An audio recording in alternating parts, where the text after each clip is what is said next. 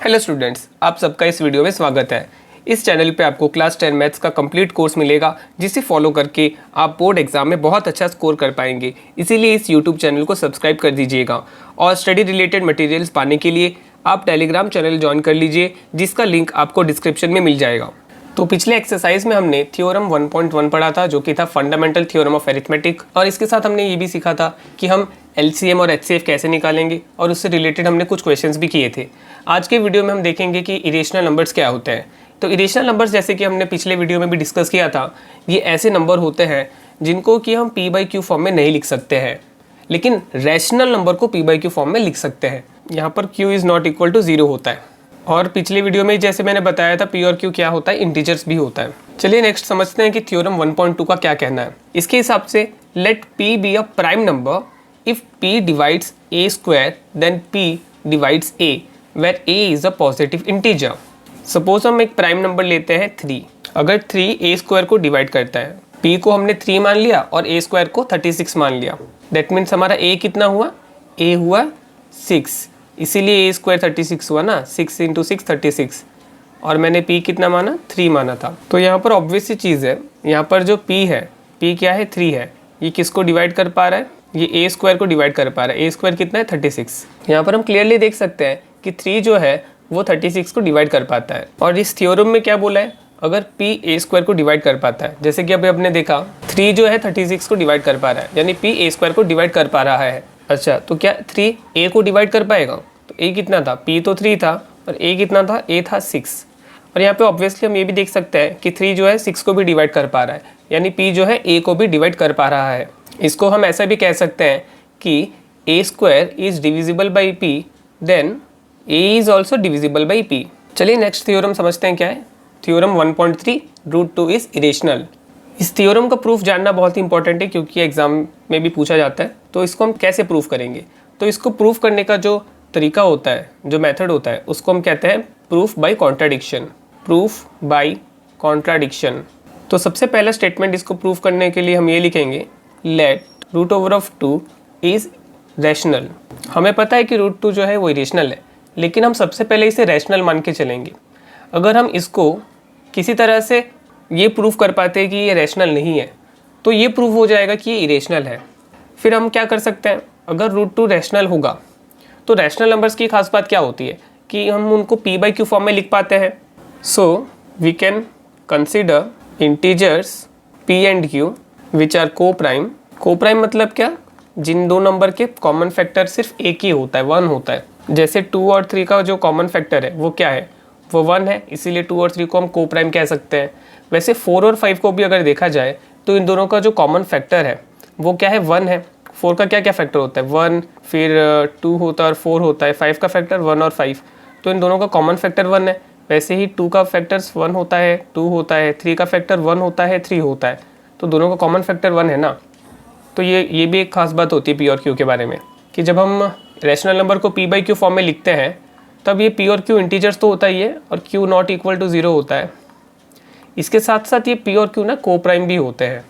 को प्राइम मतलब इसको आगे हम कट नहीं कर सकते। जैसे 4/5, 4 और 5 को प्राइम है ना, तो इसको हम और ज़्यादा कट करके सिंप्लीफाई नहीं कर सकते। लेकिन अगर हमारे पास 4/8 होता, तो 4 और 8 को प्राइम नहीं है ना, क्योंकि इसको हम कट कर सकते हैं। 4 1 4, 4 2 8, 1 और 2 को प्राइम है, इसको और हम आगे कट नहीं कर सकते। यानी जो रैशनल नंबर का जो स्टैंडर्ड फॉर्म होता है, उस स्टैंडर्ड फॉर्म में p और q जो होता है को प्राइम होता है। अगर हम 4/8 लिखते हैं तो 4/8 स्टैंडर्ड फॉर्म नहीं है रैशनल नंबर का। दैट मीन्स जब हम रैशनल नंबर को स्टैंडर्ड फॉर्म में लिखते हैं, तब क्या होता है, p एक इंटीजर होता है, q एक इंटीजर होता है, और दोनों ही कैसे होते हैं, को प्राइम होते हैं।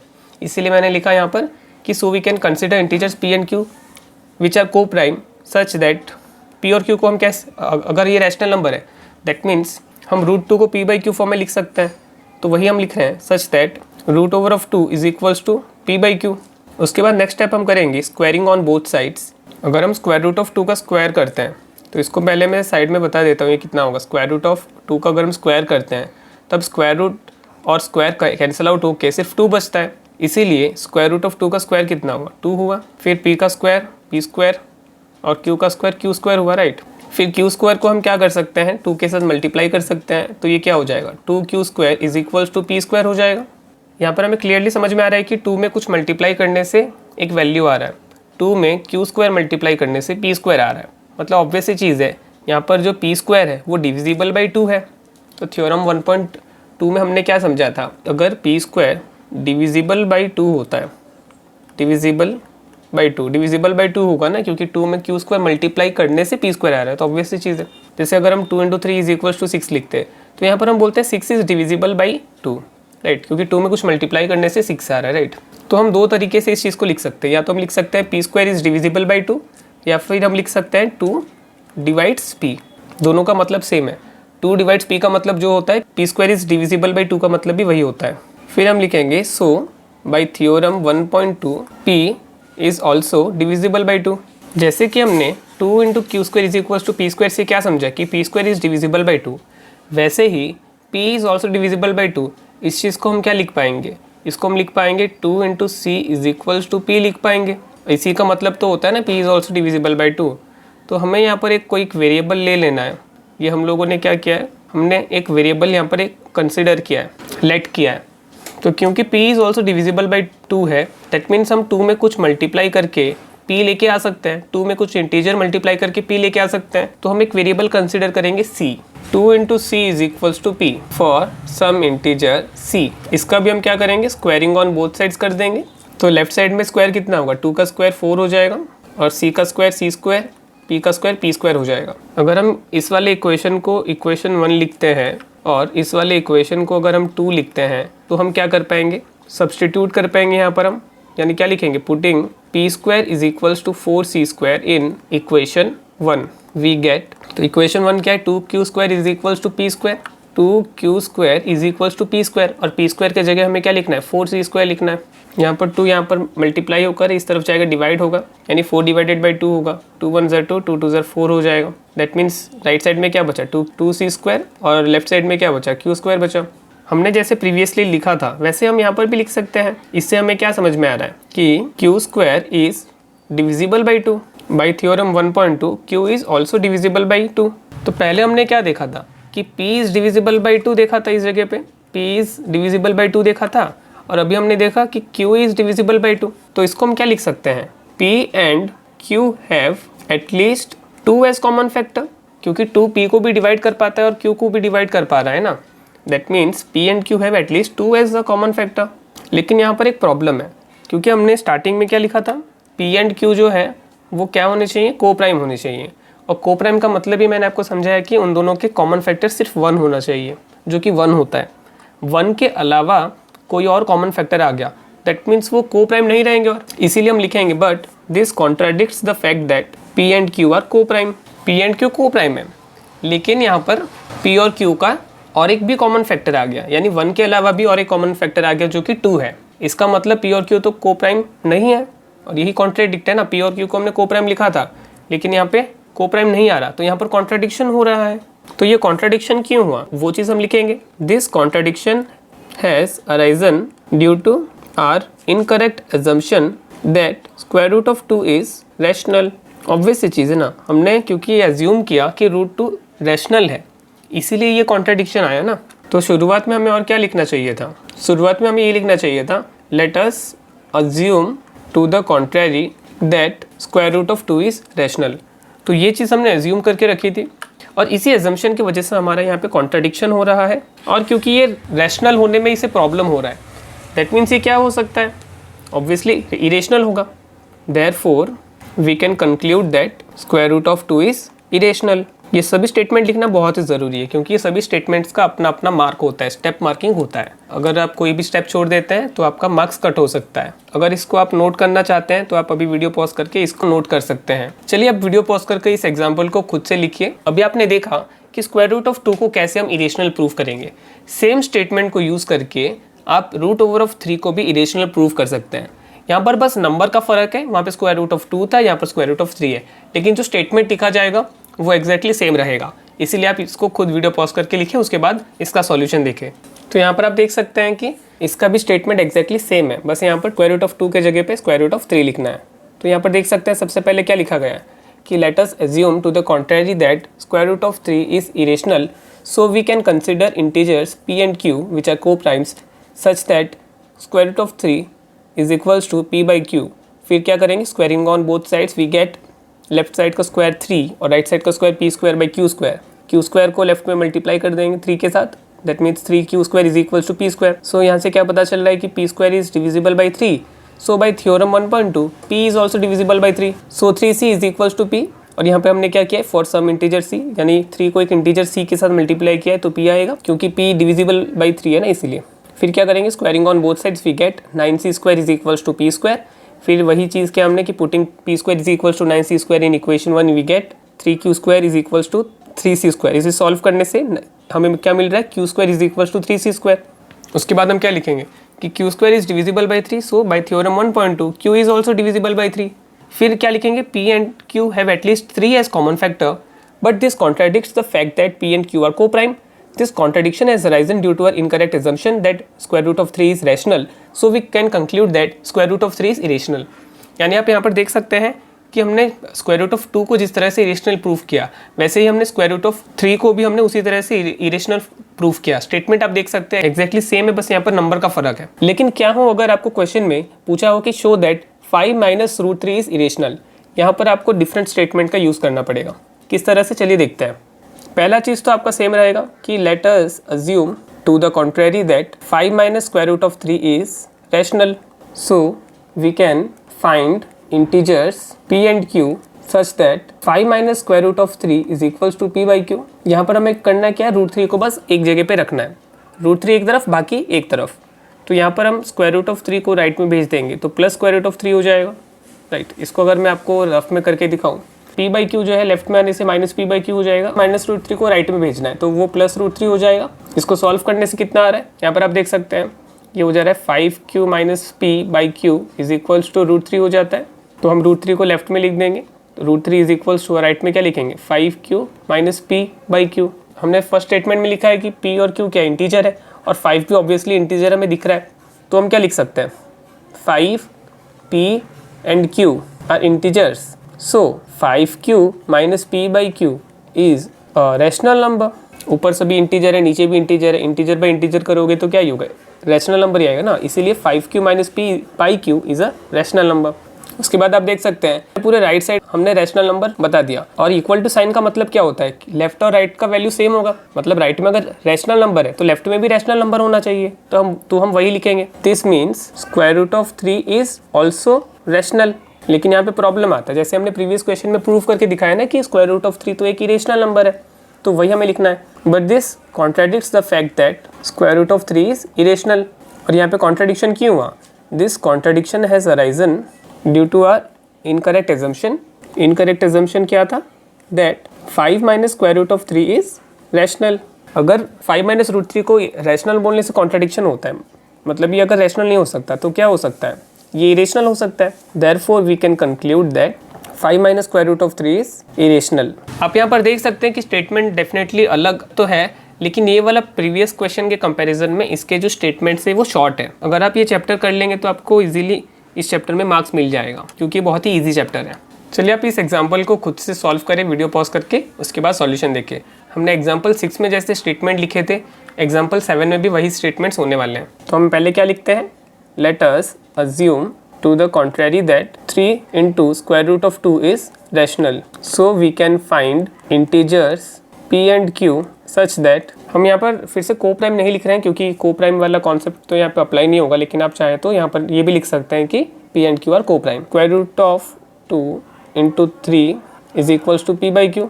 यहाँ पर हमें स्क्वायर रूट वाले पार्ट को एक तरफ रखना है, बाकी को दूसरी तरफ, तो ये क्या हो जाएगा, square root of 2 is equals to p by 3q।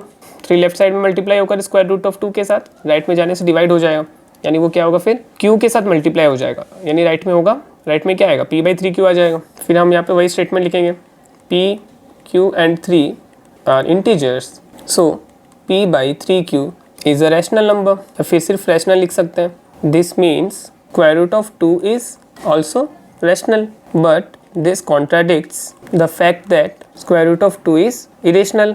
This contradiction has arisen due to our incorrect assumption that 3 root 2 is rational. Therefore, we can conclude that 3 root 2 is irrational. तो यहाँ पर भी आप देख सकते हैं कि स्टेटमेंट एग्जैक्टली पिछले एग्जाम्पल के जैसा ही है।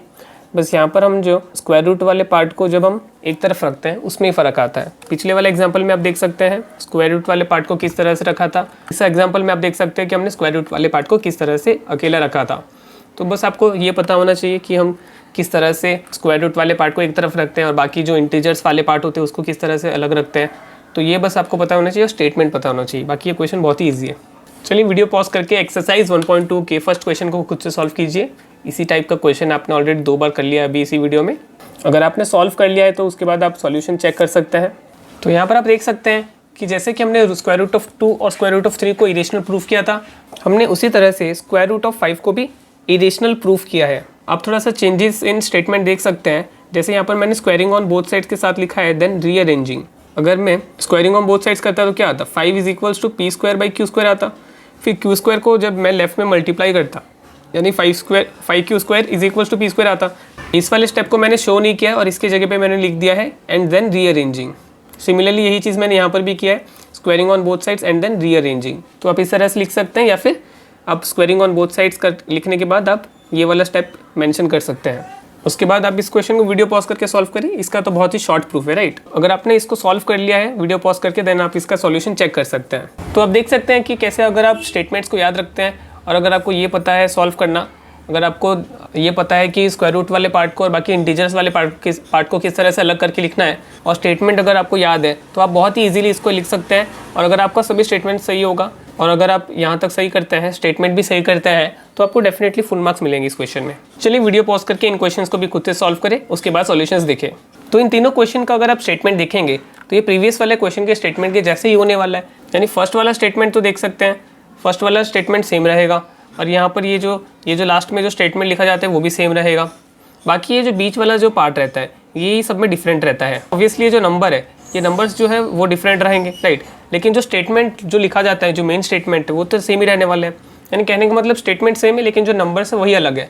तो इसलिए मैं क्या करूँगा, अभी ये जो नेक्स्ट क्वेश्चन है, नेक्स्ट क्वेश्चन में मैं बस आपको ये वाला जो पार्ट है जिसमें कि हम रूट वाले पार्ट को एक तरफ रखते हैं और इंटीजर्स वाले पार्ट को एक तरफ रखते हैं, ये वाला चीज़ मैं आपको शो करके दिखाता हूँ ये वाला कैसे करना है। तो सबसे पहले तो आपको ये लिखना होगा कि let us assume to the contrary that 1 by square root of 2 is irrational. So we can find two integers p and q such that p by q is equals to 1 by square root of 2. क्या लिखेंगे, p by q is equals to 1 by square root of 2.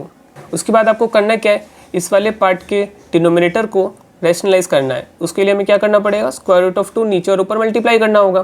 तो यहाँ पर क्या हो जाएगा, p by q is equals to square root of 2 by 2 हो जाएगा। फिर आप यहाँ पर क्लियरली देख सकते हैं कि यहाँ पर जो स्क्वायर रूट वाला पार्ट था वो अलग हो चुका है, क्योंकि यहाँ पे जो 2 डिवाइड होकर वो भी मल्टीप्लाई होगा लेफ्ट साइड में जाके, तब ये क्या आएगा 2p by q आएगा, राइट। अगर आप ऐसा नहीं भी करना चाहते हैं तब आप इसके अल्टरनेट में क्या कर सकते हैं, आप सिंपली क्या कर सकते हैं, अगर आप p by q is equals to 1 by square root of 2 लिखते हैं तो स्क्वायर रूट ऑफ 2 को बस सिंपली लेफ्ट में मल्टीप्लाई कर दीजिए, तो ये आपको कुछ इस तरह से मिलेगा। फिर आप क्या कर सकते हैं, q डिवाइड होकर है तो 1 के साथ मल्टीप्लाई हो जाएगा तो q आएगा। फिर ये जो रूट ओवर ऑफ 2 के साथ भी क्या है, यहाँ पर मल्टीप्लाई होकर है, राइट में जाएगा, डिवाइड हो जाएगा, तब आप ये भी कर सकते हैं। फिर आपका स्टेटमेंट क्या रहेगा कि since p q and 2 are integer so root square root of 2 is also, left वाला पार्ट रैशनल है सो राइट वाला पार्ट भी रैशनल होगा। सिमिलरली अगर आप दूसरा वाला प्रोसीजर करते हैं तब भी आप क्या लिखेंगे, यहाँ से p जब आया दैट मीन्स यहाँ पे p आना चाहिए था। अगर आप ये वाला प्रोसीजर करते हैं देन आप यहाँ पे क्या लिखेंगे, since q and p are integer so this part is so q by p is rational, that means square root of 2 is also rational. उसके बाद आप क्या लिखेंगे, अगर हम लिखते हैं square root of 2 is rational, that हमें क्या लिखना होता है कि this contradicts the fact that square root of 2 is irrational. This contradiction has arisen due to our incorrect assumption that 1 by square root of 2 is rational, so we can conclude that 1 by square root of 2 is irrational.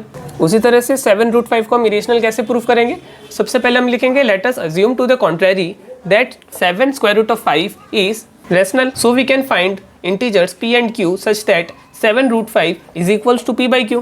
उसके बाद तो ये simple है, 7 को बस यहाँ multiply होकर है उसे राइट में लेना है, डिवाइड कर लेना है, यानी हो जाएगा root over 5 is equals to p by 7q। फिर हम क्या लिखेंगे, since p 7 and q are integer so p by 7q is rational number, so root 5 is also rational number, but this contradicts the fact that square root of 5 is irrational. This contradiction has arisen due to our incorrect assumption that 7 into root over of 5 is rational, so we can conclude that 7 root 5 is irrational. फिर third number हम कैसे करेंगे, first लिखेंगे let us assume to the contrary that 6 plus square root of 2 is rational. So we can find integers p and q such that 6 plus root over of 2 is equals to p by q. ये भी बहुत simple है, हमें root 2 को एक तरफ रखना है, फिर यहाँ पर प्लस 6 को राइट में लेके आ जाना है जो कि -6 हो जाएगा। एलसीएम क्यू आएगा, ऊपर आएगा p माइनस 6q। तो यहाँ पर भी आप देख सकते हैं। फिर नेक्स्ट स्टेप क्या लिखेंगे, since p q 6 are integers so p minus 6q by q is rational. This means square root of 2 is also rational, but this contradicts the fact that square root of 2 is irrational. This contradiction has arisen due to our incorrect assumption that 6 plus square root of 2 is rational. So we can conclude that 6 plus root over of 2 is irrational. तो यहाँ पर video का and हो चुका है। अगर आपको ये वीडियो अच्छा लगा है तो वीडियो को लाइक कर दीजिए और आगे आने वाली वीडियोस को पहले देखने के लिए इस चैनल को सब्सक्राइब करके नोटिफिकेशंस भी ऑन कर दीजिए। मिलते हैं अगले वीडियो में। इस वीडियो को देखने के लिए आपका धन्यवाद।